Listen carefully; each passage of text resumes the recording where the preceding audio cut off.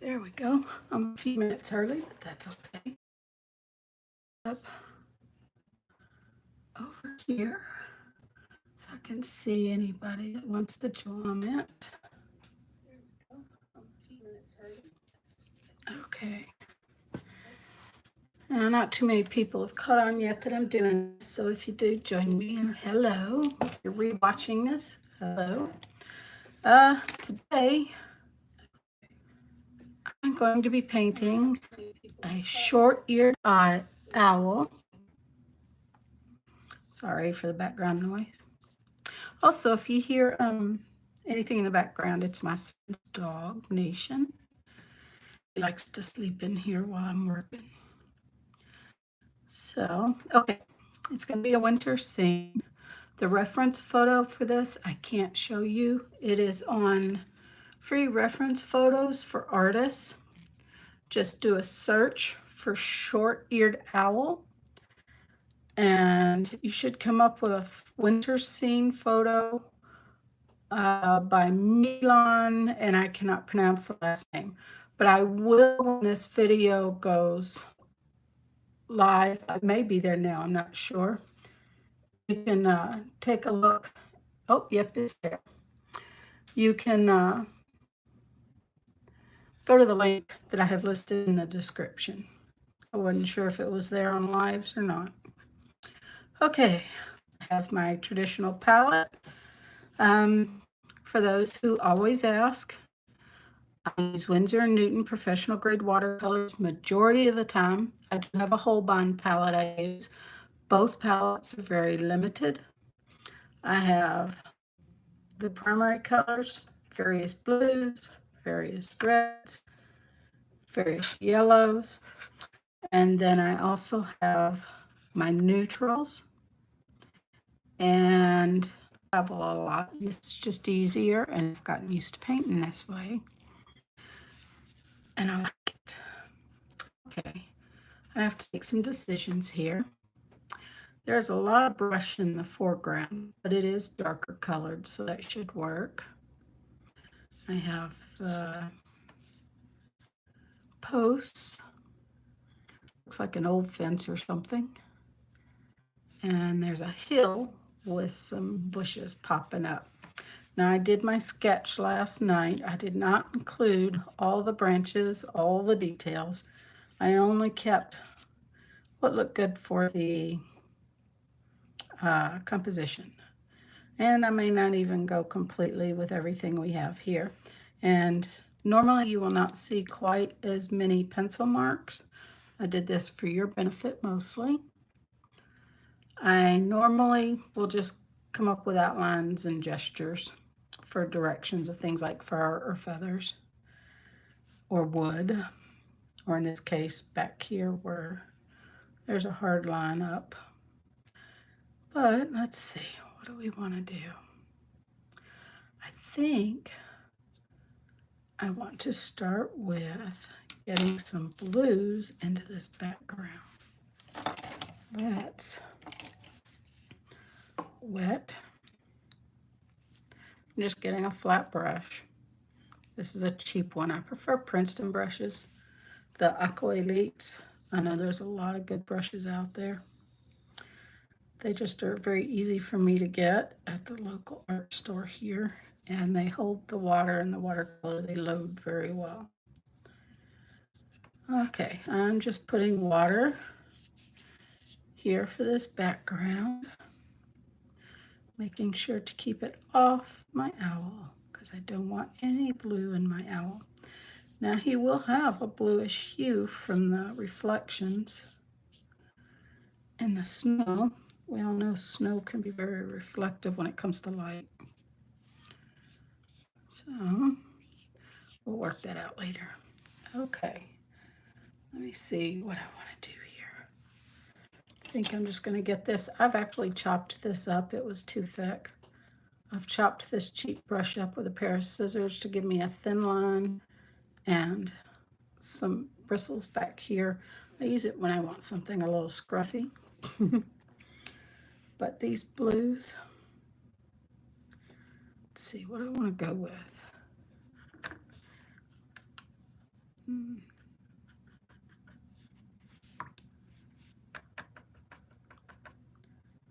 think I'm gonna go here.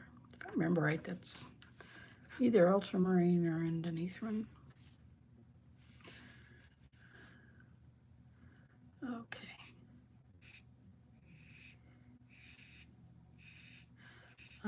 And then there's a drop that we can't see.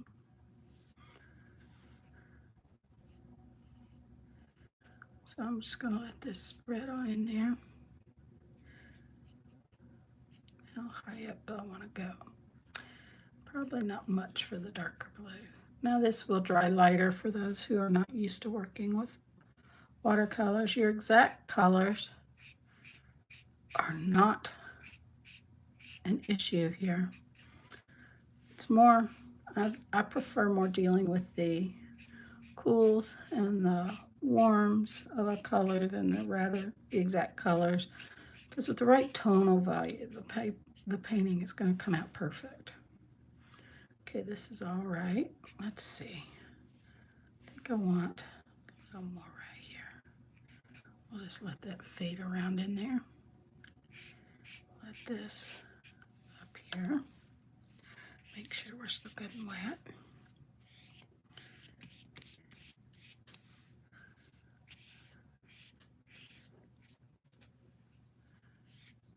I eventually plan on turning these into tutorials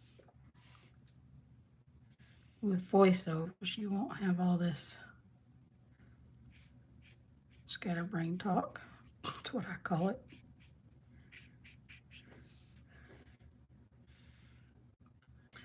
Okay, I think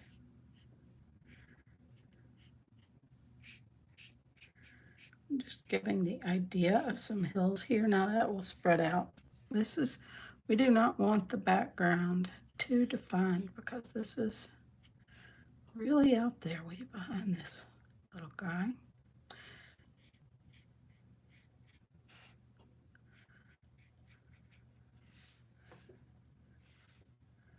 Now you can use whatever blue. It doesn't even have to be the exact blue in the image. Your goal is to make sure your tonal values for all your colors go together and work, and the painting will turn out.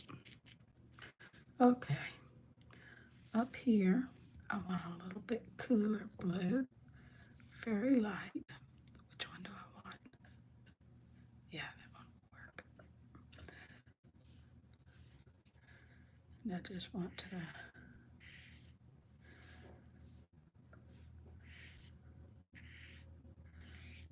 make sure that it just kind of like branches out there. It can even come down in here some.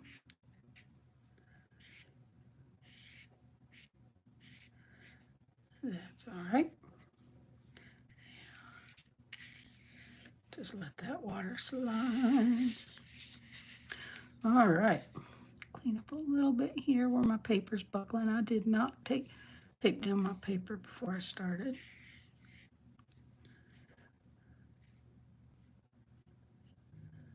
Alrighty. Just making sure I don't get any blooms. Blooms are okay if they're on purpose, but not by accident. All right. That's the foundation for the distant back. Excuse me. Let's see. I don't want to paint the owl right now because he's too close to all the wet. So let's go down here. I would like a little, I'll probably need some water first. Let me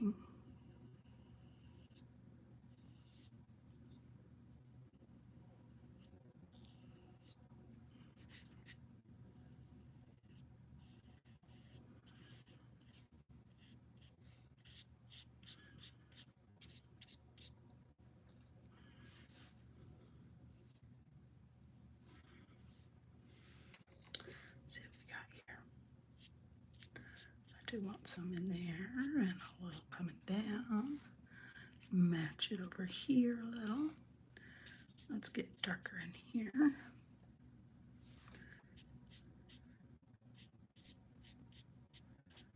Okay, this is snow with very blue hues for the shadows.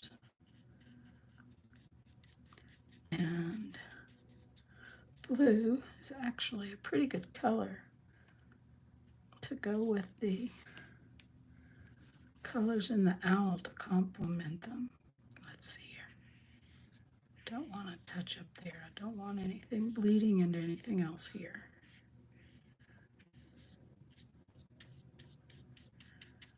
There we go. Now, I did not mask off my edges for this one. Sometimes I do, sometimes I don't. Probably should have. Using this much water, it'll probably buckle me a little. Okay.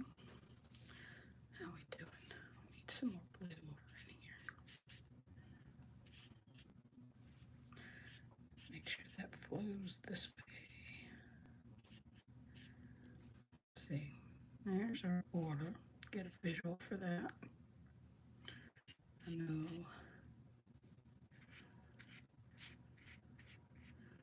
Right there. Another one right there.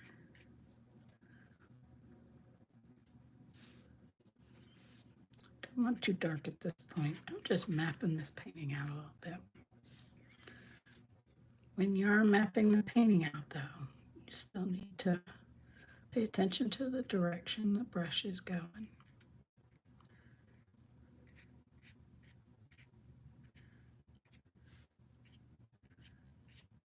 This is going to fade out because of the water and give an effect that I'm looking for. All these browns and blues are going to be beautiful together when this is done. Okay. Oops, I need water.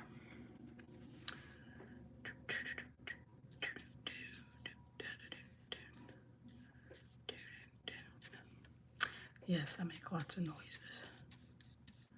Sorry about that. Okay, it's going to be brown, so it doesn't really matter. Now, if a darker color is going over this, keep in mind it is not going to matter. I will be using some white gouache, but my goal with white gouache is never to use it to get the whites in the painting. I like texture, and I like the effect it gives against the translucency of the watercolor, because it is opaque. So you have your light of the paper shining through, and then if you add touches of gouache in just the right places, the white gouache, it'll complement that and provide perfect texture against the watercolor. You'll see a lot of my paintings. I don't do it in all my paintings, but this one I probably will, because there are some areas in here that I am seeing in the snow that would benefit from it.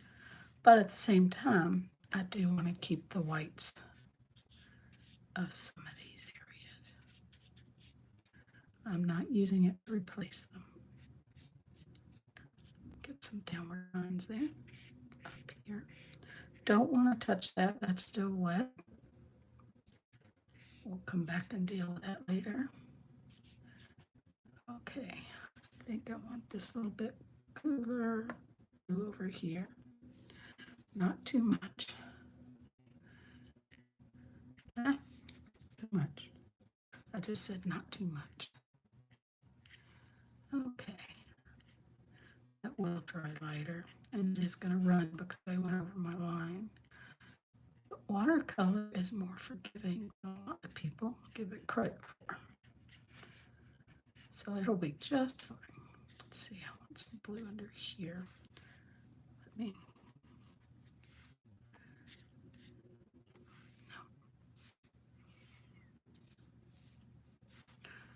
Okay, I want this cool blue right there.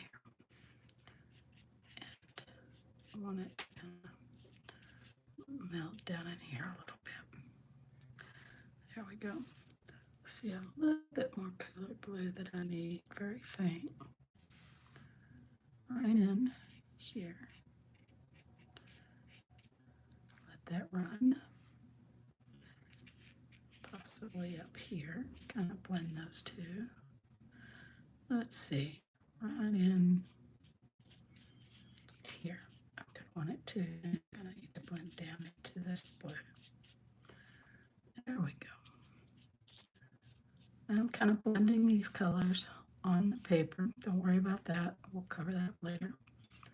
There's also a little bit over here and with the warmth. Don't want any blooming. Watch for bloom because I wasn't paying attention. Let's go in here and pick some of this up. Okay. Blooming is okay in certain parts. For certain images, sometimes water, things like that, but not for the snow. Okay, this is going to be brown. All right, I need to let that dry for a minute, and we'll see how this goes. Everybody busy for shopping holidays? I'm kind of taking it easy from that this year. Let's see. I want the light.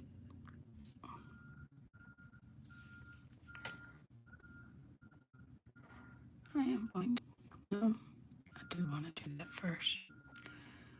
I want to make sure this is a very small eye. It's going to take a while to dry.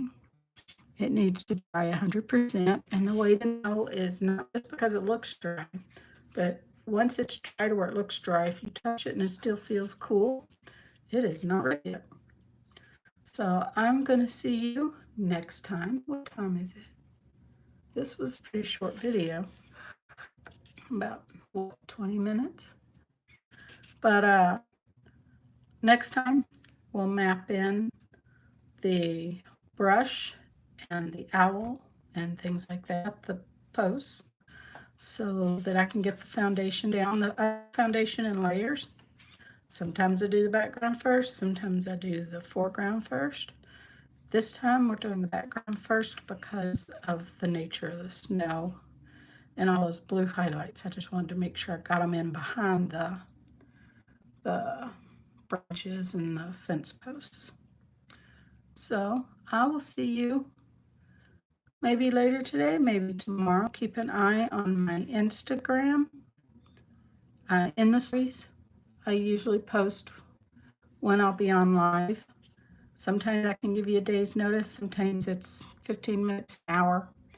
But I'll see you after this dries and in the next video. Oh, I see somebody joined us. So sorry, I'm about ready to head out. I have to let this dry. And I can talk to you in the next one. Keep an eye, like I just said, on my Instagram stories, and I'll be sure and share with you when I'm back. But we're going to let it dry. I don't like using hair dryers. I like it to dry naturally. I'll see you soon. Get this in.